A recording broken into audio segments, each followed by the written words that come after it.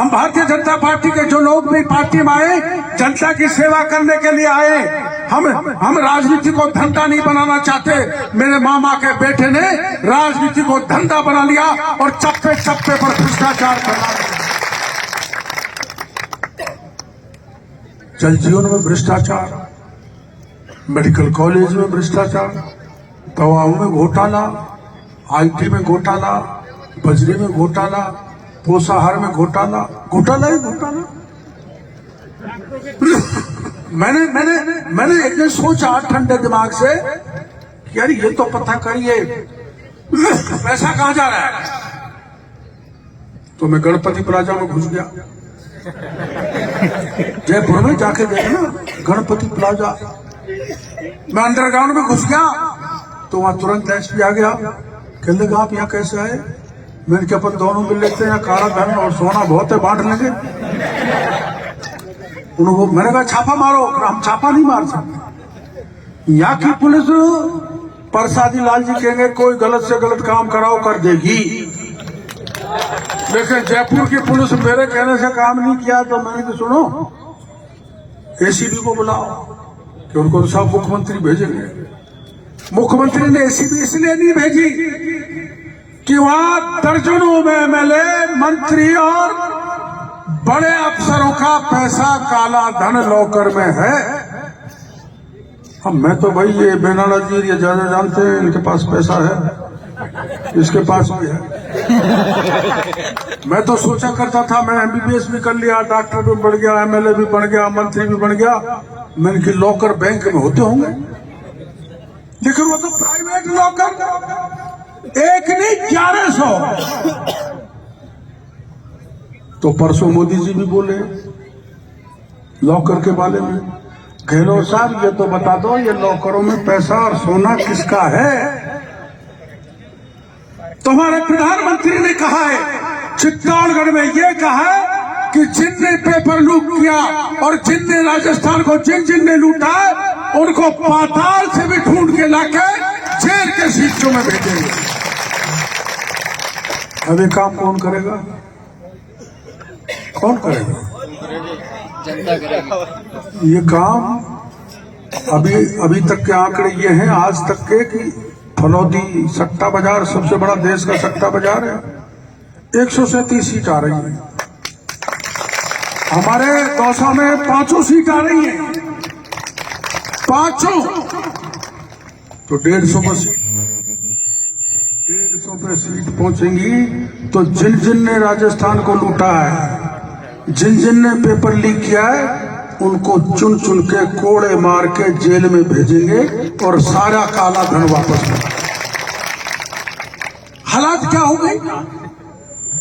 भीलवाड़ा की घटना आपने सुनी होगी, जो 13 साल की एक बच्ची के साथ गैंगरेप किया, सामूहिक बलात्कार किया और बलात्कार करने के बाद में उस बच्ची को भट्टी में फेंक दिया, हड्डी निकली। आज आपने अखबार में पढ़ा होगा। ऐसा अपराध देश के किसी कोने पे नहीं हुआ, जहाँ राजस्थान में हुआ और गृह मंत्री खुद मुख्यमंत्री हैं, उनको चुल्लू भर पानी में डूब के मर जाना चाहिए कि बच्ची के साथ ऐसा हुआ। मेरे करौली जिले में हुआ, बैरवा जाति की एक बच्ची को 1:30 बजे रात में घर से उठाया, उसके साथ बलात्कार किया, गोली मारी, गोली से नहीं मरी तो पूरे शरीर पर तेजाब डाल दिया, उससे भी नहीं मरी तो कुएं में डाल दिया। और जब उसका दाग लगाने लगे तो कोई अच्छा आदमी था, उसने मेरे को फोन किया, साहब ये बच्ची को मारा है बलात्कार करके, आप आ जाओ। मैं पहुंचा। मैं कहना चाहता हूं, कई बार लोग मेरे पर आरोप लगाते हैं ये तो मीणों की बात सुनता और किसी की नहीं सुनता, उसमें अपराधी मीण है। मैं 5 घंटे तक उस बच्ची की डेड बॉडी को लेकर बैठा रहा, उन मीणों को गिरफ्तार कराया और बच्ची के परिवार को 15 लाख दिलाए, 5 लाख में खुद दे के आया और नौकरी कराई। आपने पुजारियों का मामला देखा है? देखा। 4 पुजारी गहलोत की सरकार में राज संबंध में तो पुजारी को और पुजारिन को पेड़ से लपेट कर उनमें आग लगी। मेरा महुआ एक पुजारी को मार दिया। मैं उसकी डेड बॉडी को लेकर महुआ में बैठा। मैंने SP से कहा, कलेक्टर से कहा, पैसा दो, गिरफ्तार करो बदमाश। उनका साथ जांच करेंगे। मैं 3 दिन तक बैठा रहा, कोई जांच नहीं करी। 125-150 पुलिस, यहाँ के भी पहुंचे होंगे कुछ पुलिस वाले, 125-150 की पुलिस, एसपी वही, सारे अधिकारी वही।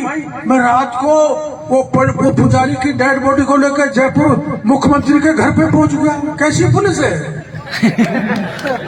मेरे को एसपी कहने लगा, साहब ये तो बता दो, हम तो सब वही थे, आप इसको कब ले गए? मैंने कहा गहलोत से बड़ा जादूगर मैं हूं। और वहां जब लौटा, जब उस पुजारी को पूरा न्याय मिल गया। ये मैं इसलिए कह रहा हूं कि हमारा काम अन्याय के खिलाफ लड़ाई लड़ना है, दीन हीन गरीब कमजोर आदमी की मदद करनी है।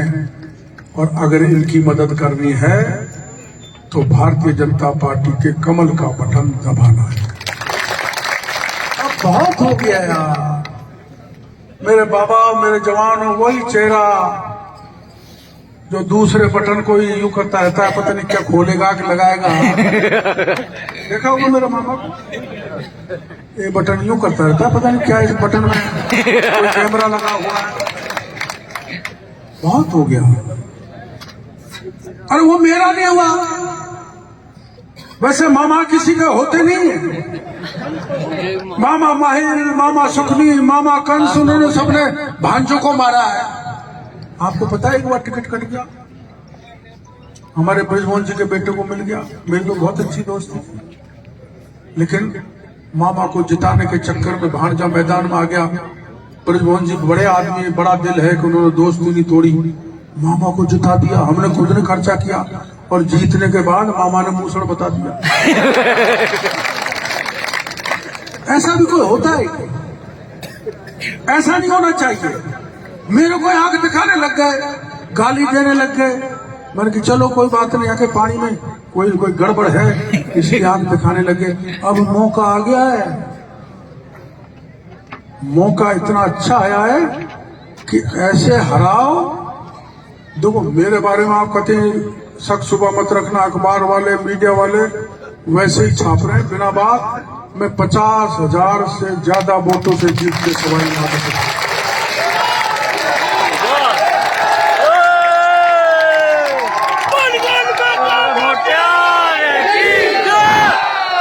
इसलिए कोई जाति हो, कोई धर्म हो, कोई इलाका हो, कोई पार्टी हो, मैंने ये कभी नहीं देखा जो भी गरीब मेरे दरवाजे पर आ गया मैंने दौड़ के उसकी मदद की है। चाहे किसान आ जाए, चाहे जवान आ जाए, चाहे मेरी बहन बेटी की कोई इज्जत ले ले, तो पुलिस चाहे मेरी छाती को छलनी कर दे, लेकिन मैं मेरी बहन बेटी की इज्जत नहीं लुटने दूंगा।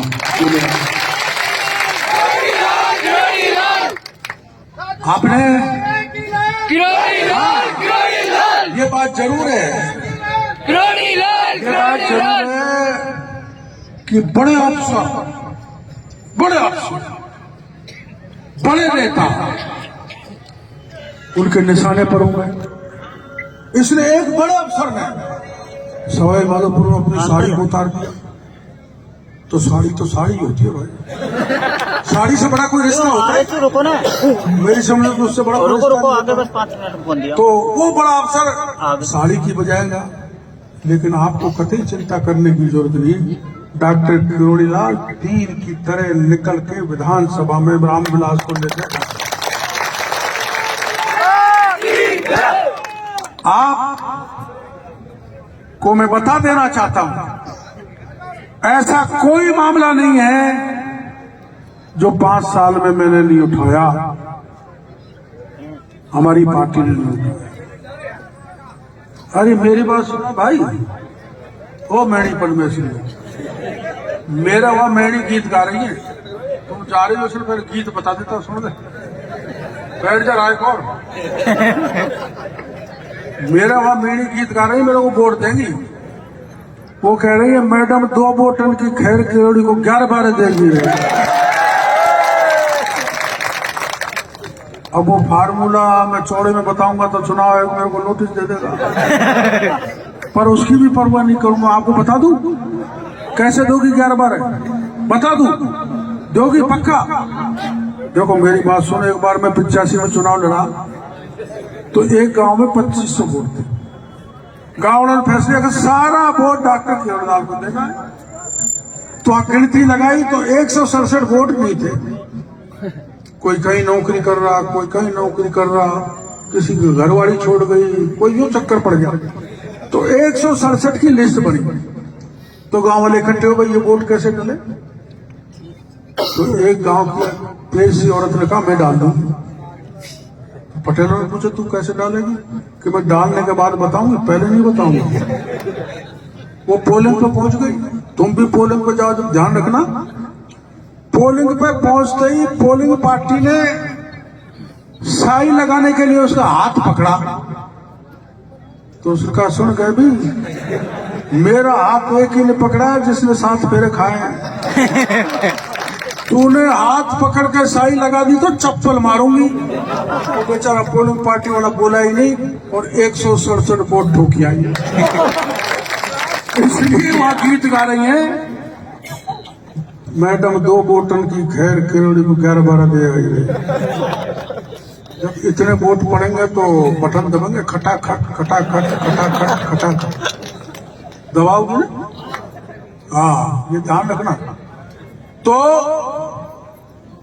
यहाँ की जनता का बड़ा असीम प्यार मेरे पर रहा है लाल सिंह। और सातों जात